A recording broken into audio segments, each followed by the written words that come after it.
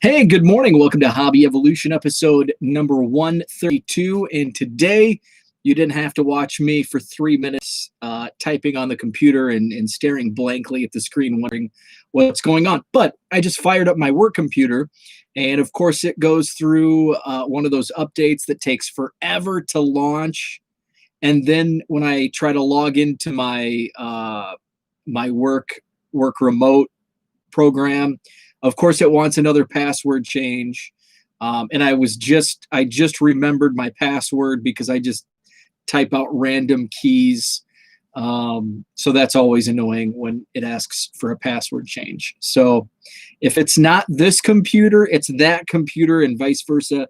And it just annoys me to no end. So what's up for today? It's Thursday. I did the treadmill again today. That's 5 days in a row. 4 mornings in a row. So I set my alarm at 5:10. I check my notifications for about 15 minutes. And then I get up by 5:30, come downstairs, hit the treadmill for between 30 and 40 minutes. Then I come in. My cool down period is shipping.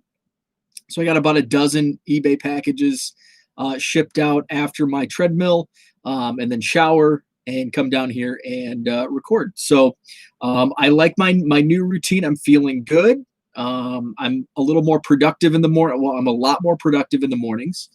And I've always been a morning person. So I really, in the last probably year and a half, I've really gotten away from early wake ups and being super productive in the morning. There have been times in the past where I've been rising at 4 a.m. And I can get a lot done. I'm way more productive between 4 and 6 a.m. than I am between, say, 7 and 9 p.m. Because at night, by like 9 o'clock, my body's done. It's telling me couch and bed is on the horizon. And usually by 10 o'clock, I'm in bed and asleep by 10:30. So I'm definitely a morning person. So new routine is getting me back into a productive morning. So I like that. So I don't have much to talk about today. I did make a hobby purchase yesterday, Bowman Draft. I talked about it, how I refuse to pay these crazy hobby box prices. But yet I bought 20 packs of Bowman Draft first edition at about the same price. Actually, they ended up, after tax and everything, I think there was only like a $10 difference between my 20 packs of Bowman Draft first edition to my Bowman Draft hobby box. And the Bowman Draft hobby box, or it's like a jumbo, I don't like the descriptors for Bowman Draft. You get 3 autographs per box. Hey, if I pull a Torkelson Chrome, those go for quite a bit. So, if I'm going to put down 300 plus on 20 packs of first edition, I'll do a hobby box. So they went live on the Topps website yesterday. I know they were up for quite a bit of the day. They're probably sold out by now. So I think after tax, it was like $335 for the hobby box of Bowman Draft. And I'll probably buy into a Cubs. There's a really nice Cubs checklist. I was actually watching for a brief period last night. Tom from Real Breaks was breaking a case. So I asked him what the Cubs price was. So the pick your team from Real Breaks is $165. So I think I will, if I can get into a Real break. They're tough to get into. You have to be really super fast. They sell out literally in minutes, and a team like the Cubs sells out in literal seconds. By the time it's posted, it's like bots almost. Just slightly easier than beating the bots. So I may do that. So if I can catch one, I'll do it. See what the hobby box brings. I was looking actually last night. I was looking back and trying to remember 2018, I think 17 maybe. I think 17 was when I was out. 2014, 15, and 16, I did buy hobby boxes of Bowman Draft. I've never done a case. But back in 14, 15, 16, hobby box prices for Bowman Draft were, I think, in like the $75 range. And then 2017 is when we saw the uptick in hobby prices with Aaron Judge Mania that struck that summer. So Bowman Draft rose in price for 2017. I didn't search 17. I was looking for 18 because I knew by 18 I was out. And I think the pre-sale prices on 18 Bowman Draft were somewhere like $160 per box, and they've changed up the how it's distributed. It used to be hobby and jumbo, which I like those descriptors. Now it's like jumbo and super jumbo, and that's it. There's not a normal. It's kind of like when you go to McDonald's and it's like large, extra large, and super size. It's like, I just want a small. Well, that's the large. Well, I want a small. Well, that's the large. Just call it a small. So the hobby box prices, that was when I was priced out. Bought some at like on Black Friday. I think in 17 or 18, probably 2017, I bought a case of 2015 Bowman Draft for $400. A case, 12 boxes, $400. Now, after tax, the cheapest you can find a hobby box, $335 after shipping and tax. And I think there were some on eBay for like $320. I had a conversation with somebody about that, Bill, Mets fan. He ended up taking the plunge, buying a hobby box from eBay. I'm not comfortable buying loose hobby boxes on eBay because you never know if somebody buys a case, they get the case hit, and then they sell off the other boxes. Or if boxes can be weighed, they know, this one has a, whatever it may be that weighs a little more, extra hit or whatnot. So I'm not comfortable buying loose boxes on eBay. That's just a personal preference. I'd rather spend the extra, $20 to buy from Topps, or, even another $25-$30 from a reputable card shop, or, one of the big retailers. So Zach's with me. George is with me. What's happening, guys? Zach says, since Porter was born, I've been a 4 a.m. go to the gym guy after my whole life lifting at night. With COVID and working out at home, I have slept in later and work out in the evening. I've always been an afternoon, evening workout person. It's just kind of, I'm slow during the day. And then once I get that, usually it's like personal interaction, because one summer I worked, when I worked at the university, I didn't really work office hours in the summer. And I was working part-time at the newspaper. So I was basically a second shifter. This was the summer of 2012. I worked night home games for the Peoria Chiefs. So I would go into like the newspaper office at like 1 o'clock in the afternoon.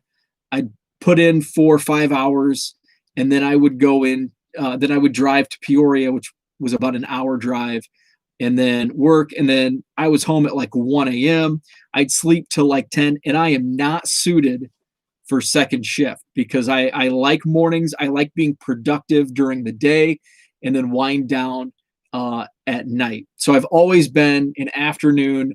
In my peak workout time in my mid to late 20s, I really let myself go in my 30s. I was like a twice a dayer. I would run during lunch, and then I would do a more heavier workout after, like at 5, like after work. So I've always been, it's weird to say this, I've always been a morning person since I was like 19 years old, 20 years old, my first radio job. I've always been a morning person, but I've never been a morning workout person. I could never, I can put on a pot of coffee. I can be super productive doing shipping and writing and just various chores and odd things. But I've never been able to do one of my best friends. He's a morning gym guy. I've got a lot of friends, Treadmill or gym, 5 a.m., 6 a.m. And, I've just never been able to do that. So hopefully I can sustain this and continue my morning treadmill routine, and switch things up. So Zach says he can't wait to get back to the early gym runs. George, I like draft, but it just isn't worth it anymore to me since I doubt they will do Asia edition. I doubt I will buy any this year. I'm still with you. I bought the hobby box. I've caught the FOMO on Bowman Draft. I love the product. I haven't bought a hobby box since 2016. I love the Cubs checklist. I bought into the first edition, and then the more I thought about it, I bought the first edition because I wasn't going to pay hobby box prices when you get essentially a better product and more hits from Bowman Draft than first edition. So the more I thought about it, it's like I'm making no sense in buying first edition and not buying Bowman Draft. So I went ahead, I pulled the trigger, bought one hobby box. Now if Bowman Draft was $200 a box with its current format with like 3 autographs per box, I would have probably bought multiple boxes, if not a case. But at 300 plus, after shipping and tax, you're looking at 335. It's just, one box. I'll have fun. There's definite value in the opening of it, especially when you like what's inside. And as a Cubs fan, I really enjoy the Cubs checklist this year. Some of the secondary market prices on singles, I'm not going to pay. Like Ed Howard autographs, chances of pulling the autograph checklist is really long. So my odds of pulling even a Cubs autograph are pretty slim, especially in Ed Howard. And something like that, I'm just not going to put the money toward, a kid that just graduated high school. And I've been with the Cubs long enough that I can remember some of the first round draft picks of yesteryear, and I'm just not comfortable putting a couple $100 for a card of an 18, 19-year-old kid. Now, if he, gets to the big leagues, and the funny thing is, if he hits the big leagues, his prices might not be much more than where they're at now, just because it's the new thing, it's the new shiny thing. Who knows what the future holds in the next 3-4 years when that time comes, where the hobby is at. It could be something where it's like basketball prism. The early prisms are just super crazy in prices. So I like the Cubs checklist, so it'll have some fun. If it were 200, I would buy 2 boxes. Yeah, I would buy a couple boxes if it were $200. Asia edition runs 100 per box for 4 jumbo packs, 1 auto, 2 boxes each year is what you buy. I've never bought Asia edition. I know that it came over here. I know 2004, they must have ran the presses in Asia in 2014, because you could find 2014 Bowman Draft Asia edition. It was always on sale. I know Blowout had it like probably 2 or 3 years for Black Friday. Real Breaks. Ryan had just cases upon cases of doing breaks. It was like doing an add-in. I bought when I was collecting Dylan Cease back in 2015, 16, 17, before he got traded. I bought like a lot of 100 of his 2014 Bowman Draft Asia edition. It just seems like they were everywhere. Zach says okay, Zach, here is why we are in different collectors brackets. So I do a lot of sales. So my budget comes directly from sales. Um, so, and it's actually turned into a business for me, just based on the amount of sales that I've done in 2020. And my accountant even said, buy buy more cards here at the end of the year. That was the best thing ever that somebody could tell me. Buy more cards, just to offset some of the profits made in 2020. Obviously, be smart with those purchases so you can make that money in 2021 and then repeat next December. I just put an order in for a case of top loaders, some other supplies, um, thermal printer coming up. So just making all of those purchases so I can put those against the profits made in 2020. So I'm running it more as my collecting budget is more because of it's it's turned into a part-time business for me. So I'm able to increase that budget just based on the sales. And then when I buy a box of Bowman Draft, I keep the Cubs, and I'll hold some other stuff for trades, and then the hits, if they're non-Cubs, put those toward my sales.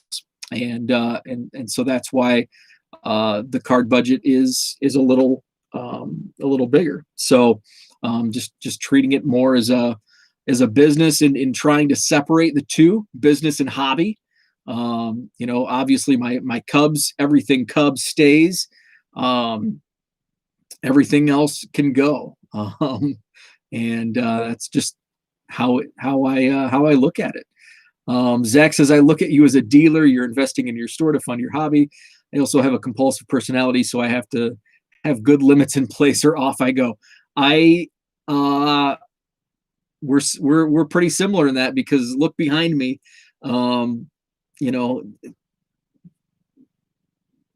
Off I went. Off I went.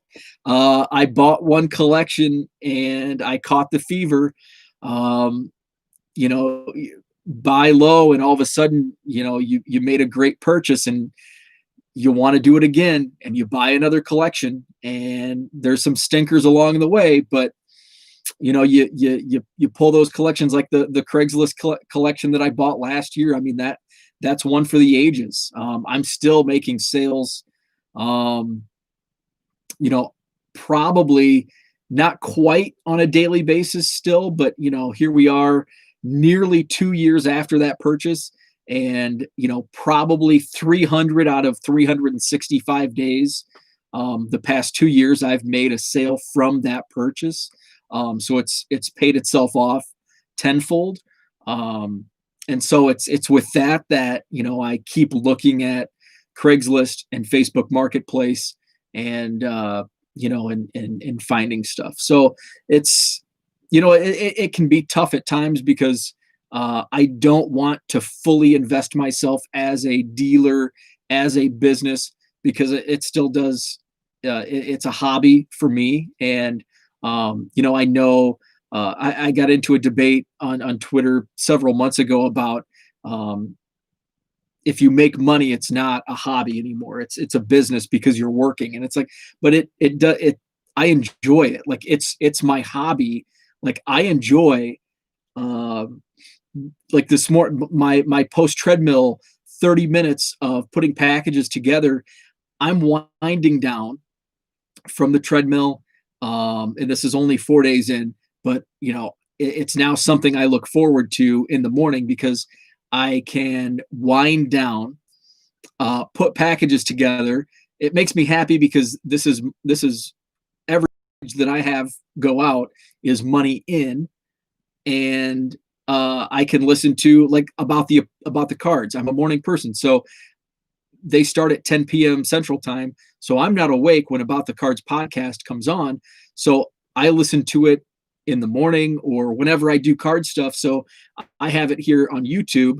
I watch the Hobby Drive, George's Hobby Drive, And I have that going on in the background as I'm doing eBay packages.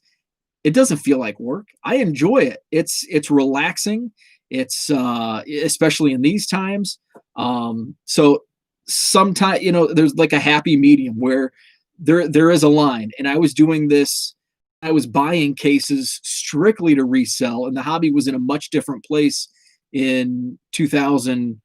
Up until 2017, hobby was in a much different place. I was buying cases, and I was getting cases at almost wholesale pricing, at distributor pricing, and I was making thin margins because I had talked to a friend of mine who's a financial planner. I said, "Hey, I want to take the next step. Form an LLC. I want to, get a reseller's certificate so I can get in with distributors and make this a job." And he's like, "Well, I don't know with the amount you're selling. I don't know if it's worth it with all the, paperwork and all that stuff that goes along with it." And then I started tracking my profits and losses, and I'm looking at my P&L statement for like a quarter, and my net margin, my net profit for like 3 months is $150. And I've put in 5,000-6,000, in cases, and I've made less than $200 in 3 months. And it's like, okay, that says it all. Now, fast forward to 2020, where I have a lot of extra time. I'm not spending 2 weeks on vacation. I'm not going to Chicago for a weekend. I'm not going out to play bar trivia. I'm not going out to eat. I have all of this extra time combined with the hobby taking off to where a lot of things that never sold in the past are now selling. Maybe, it went from the dime box to the dollar box, but still, it's pretty big. So people are collecting this, they're buying again, and with eBay allowing me 50,000 free listings, I don't have that cap of, okay, I need to really pick and choose what I list in my eBay store, because I only have, my store subscription only allows me 1,000 free listings per month. So I need to really be careful of, okay, if I want to list 1,500 things, I'm paying 10 cents a listing for these 500 extra listings. They can't be 99-cent cards. They can't be cards that aren't going to move for 8, 9, 16 months. So I need to really pick and choose. So the pandemic, as bad as it sounds, has really helped me, grow into this. And when I was talking to my accountant last week, I said, this isn't sustainable. What I'm doing now is, the pandemic is allowing me to do what I'm doing, and I'm seeing the sales because of this perfect storm of more time, more free listings from eBay, and more people buying cards because they're also stuck at home buying cards. Hopefully, in the first few months of 2021, we'll begin to get back to normal, and I'll have a little less free time to devote to selling, and I'll scale back, because what I'm doing now, I will not be able to handle when everything opens back up. So it's something that I want. That's why I'm pushing, and I'm on the couch listing as we're watching Netflix, and I've got a stack of 50 cards that I try to pump every day, because I know this isn't going to last. Now, the hobby craziness is not going to last. It's going to die down. My time is definitely going to dwindle, because other things will start to take over. So I do strike while the iron is hot. So that's my tangent. KBO nailed it. Having kids is big. Exactly. And I don't have kids. I don't have kids. That's huge. I'm able to scale up with all of this around me because I don't have kids. If I had kids, this would probably be filled with toys. So that's also huge. No kids helps a lot. You get the thrill from collecting too. So that's definitely a plus. KBO, I would like to have more better selling options here. It would help me from having to consign with ComC. I feel for you. I feel for you. ComC, man. Awesome, awesome platform that just has not been able to scale to what they need to do. It would also help fund more of my collection. I was doing good for a while, but now I've let my spending outpace my selling again. So yeah, George. And by the way, George, I have begun putting some stuff together for you. I've the last month or so, I've held back some Cardinal stuff. So hopefully Saturday, hopefully I can get a box sent over to you on Saturday. Zach asks a question: do I need my own PO box to utilize the box shipment on Sport Lots? No, you do not.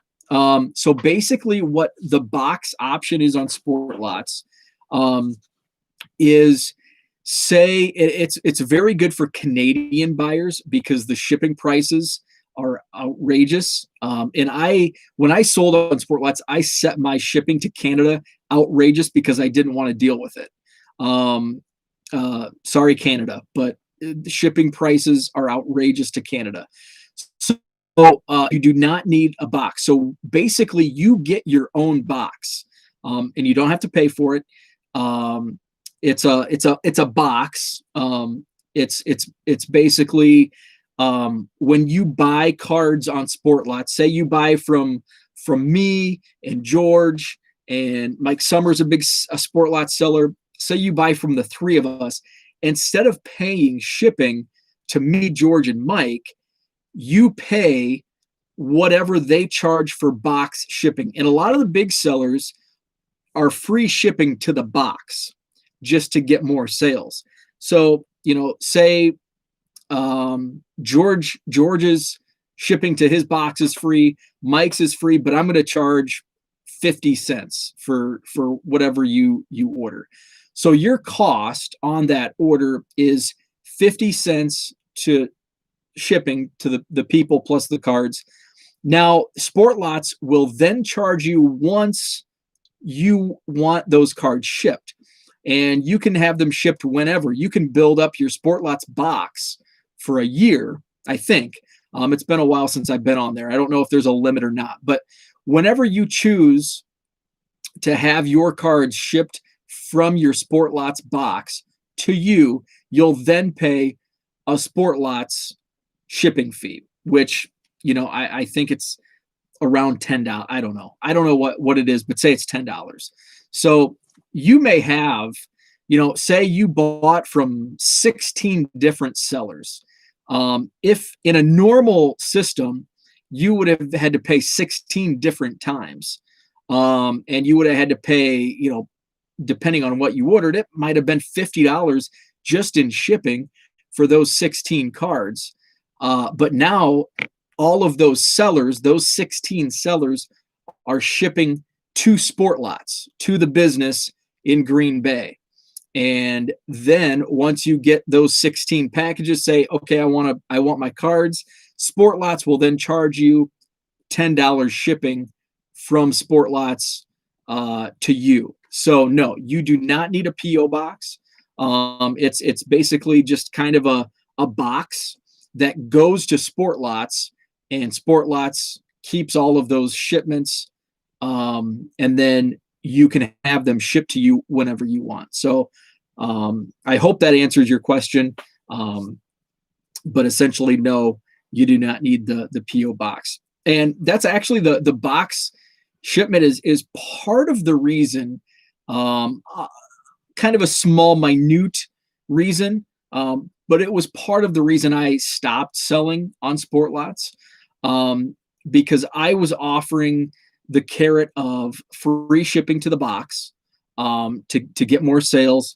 But basically, it was not. I was not getting enough box shipment sales at that time. And again, this was when it first started. So it was not worth it to me because I was spending more in, bubble mailer or box shipments to Sport Lots than what, it was worth it. Because it was either I take a loss, sending to the box, or I wait and hope in the next week that I get enough sales to the box that I can make it worth it. And at times it wasn't. And I got dinged a couple times on slow shipping because I was holding out for more. I thought I would get more box sales, and I didn't. And I waited a week or maybe 10 days. So I can't remember the owner's name, but I talked to him, and I didn't like the answer I got.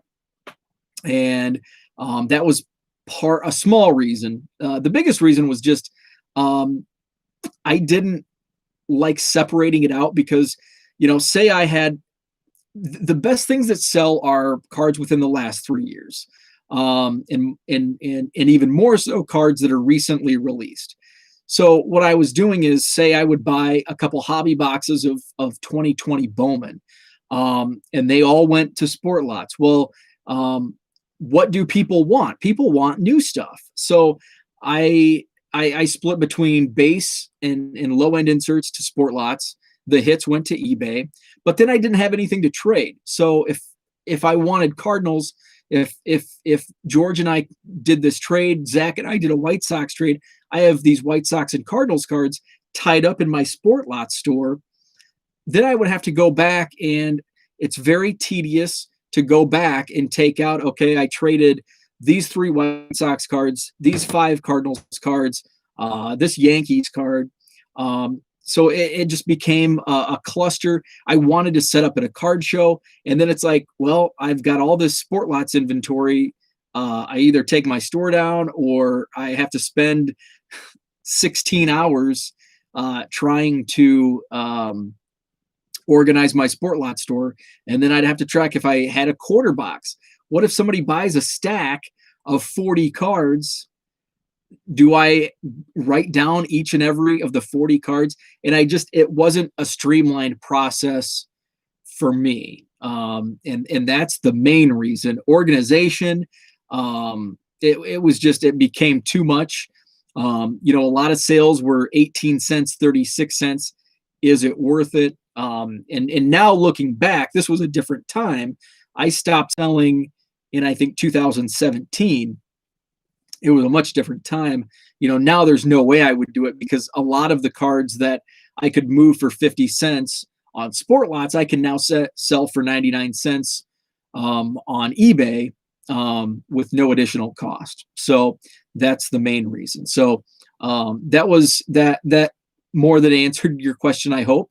More details than probably necessary, but that should answer it. So that's it. I came in with nothing to talk about, and here we are at 33 minutes. So I've got to run.